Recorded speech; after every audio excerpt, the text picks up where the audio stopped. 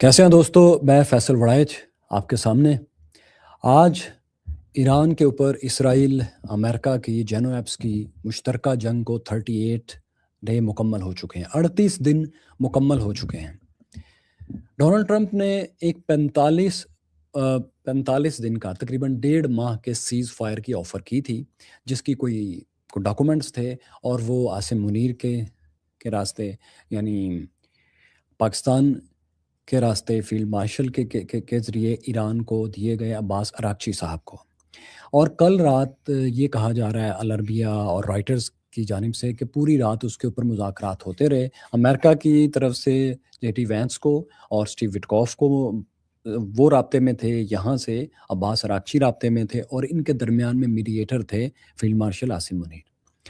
तो इन सब की कोशिशों और पूरी रात की जद्दोजहद के बाद भी 45 दिन का टेम्पररी सीज़ फायर नहीं हो सका।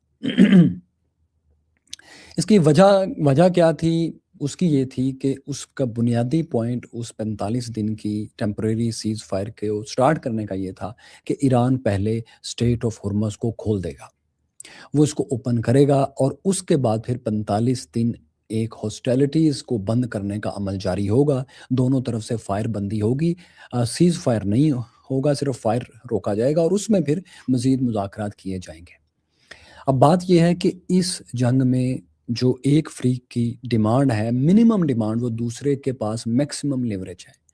क्योंकि स्ट्रेट ऑफ हॉर्मज़ ही वो वाहिद सबसे बड़ी लेवरेज है, इकोनॉमिक लेवरेज है, जिस पर ईरान अपनी शराइत मनवा सकता है। लिहाज़ा अगर डोनाल्ड ट्रंप की बात मानकर वो स्ट्रेट ऑफ हॉर्मज़ पहले खोल देते हैं, तो फिर उनके पास नेगोशिएशंस के लिए कोई भी पत्ता नहीं बचता। ये ऑलमोस्ट वही सिचुएशन है जो गज़ा में थी कि हमास को ये कहा जा रहा था कि आप तमाम कैदियों को रिहा करें, बिला शर्त रिहा करें, उसके बाद फिर हम एक सीज़ फायर के ऊपर बात शुरू करेंगे।